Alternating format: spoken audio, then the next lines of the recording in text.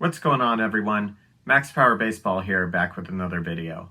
Hope everyone's doing well, staying safe, and enjoyed the World Series. It's been a while since my last video. I'm doing fine. I've just been busy with work and taking a little break from YouTube. But I actually picked up a few new subscribers over my hiatus in the last 2 months. So, welcome to the channel for those that are new here. Today, I want to talk about some deals I've made recently. While I do buy most of my cards on eBay, it can be better for both the buyer and the seller if deals are made elsewhere, as both sides can save some money since there's no taxes and most fees can be avoided. And quite often, this can lead to better deals. Even if the seller's not willing to take transactions outside of eBay, it can help get better deals by reaching out to them first before submitting multiple offers for their items. I will note that while it's technically against eBay's terms to complete transactions off of their platform for items that are listed there, I think many buyers and sellers are happy to do this in order to save on taxes and fees. Plus, if the buyer pays with PayPal goods and services, they're still protected in case something happens and the items never arrive.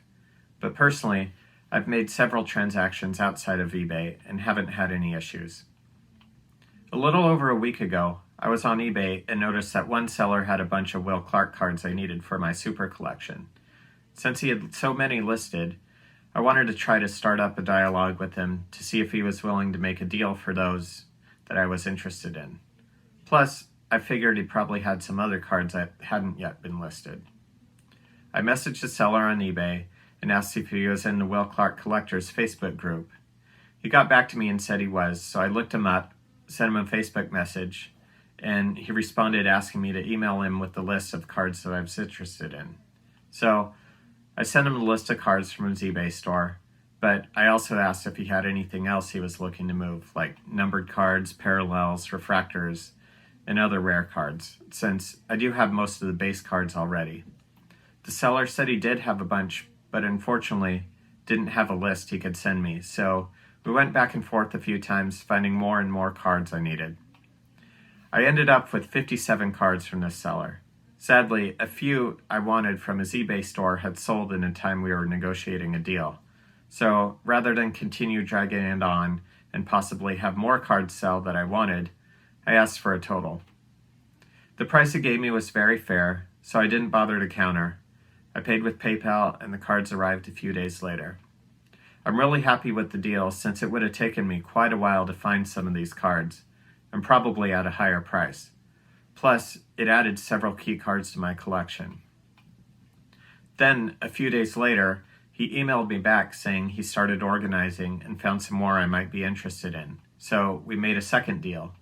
This one was mostly lower-end, oddball, and oversized cards, but I did add another 70 cards to my collection, so total that was 127 new cards from this seller that I added to my Will Clark Super Collection. Now, I'll turn the camera around and show you some of the highlights.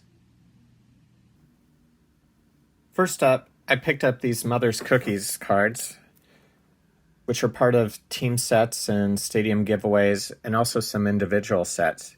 This one is the 1986, which is his rookie year, and picked up most of these going through 1996. Will is one of the few players that Mothers did make a separate set of him rather than only being in the individual team sets. Also picked up a bunch of these starting lineup cards. I used to have some of the figures, action figures back in the day, but I ended up getting rid of those years ago. But picking up the cards. And then something that I didn't have was these Tiffany versions of the cards. So these are much more limited than just the base set, and it's also got a glossy finish, and it's printed on a different card stock, so it's going to be brighter and whiter than your normal card stock that the Topps cards were printed on. So this is the 1986 Topps Traded, Will's rookie card. This is a print run of only 5,000. The rest of these are print runs of 25 to 30,000 each. So going through 89, 90, and 91. Then also got some of the Bowman Tiffany's. This one's from 1989. So of course, it's the oversized card. That was a print run of 6,000. And then the 1990s Tiffany was a print run of only 3,000. So super rare cards here. Happy to add those to the collection. And then picked up some refractors. This is the Topps Chrome 1998. I think this was the last Topps Chrome refractor that I needed for the run. This is Leaf Limited counterparts. This is the limited exposure, not quite a refractor, but you can see from the shine, it's pretty much the same thing. Some of the Donruss collections. Some Leaf Fractal Matrix, got the base and then the die cut. The Y-axis die cut is what they call it. This is 1997 Fleer. This is the Tiffany. So it's got like the blue Tiffany as in the jewelry store, which is unrelated to the Topps Tiffany. And then got several of these artist proof cards. Score Select, Score, Dugout Collection, Pinnacle Summit. And then this is Donruss 2000 Career Stat Line. So this one is numbered to 263. Next up, I did pick up some oddball cards. These are from the classic game. These are actually phone cards. Well, this one is, and this is a promo. Back in the mid-90s, phone cards were a big thing. This is from Sports Illustrated for Kids. Just cut out from the magazine. This is a 7-Eleven coin. And this is a magnet.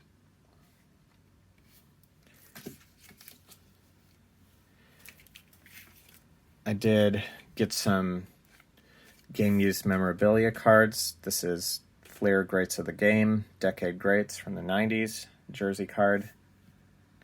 That one's not numbered, but this one is. It's a Leaf Certified Materials, Fabric of the Game.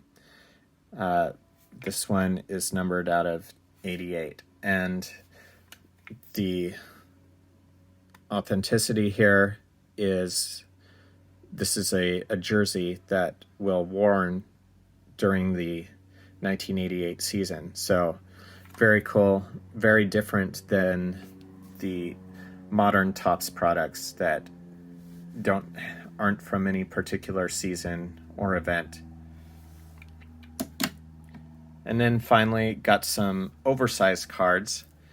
This one is from the Baseball Talk, which was a little device with a record player from 1989. So you can see there's a little disc on the back, which has probably some calls from a game or some little fun facts about Will Clark.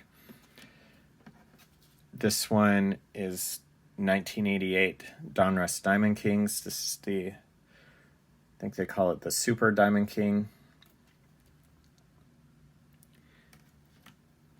And finally, the box topper from 1993, Topps Finest.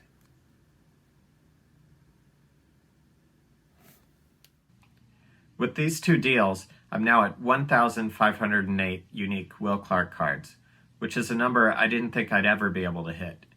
There's not many lower end cards left that I don't have, so it's probably going to be a while before I hit a new milestone for my super collection. Well, that's about it for today. Thanks for watching if you stuck around this far. In the comments, let me know if you've ever had luck reaching out to buyers for a deal, or do any of your buying off of eBay. Be sure to smash that like button, it really helps out the channel, and please subscribe if you're new here. Keep on collecting!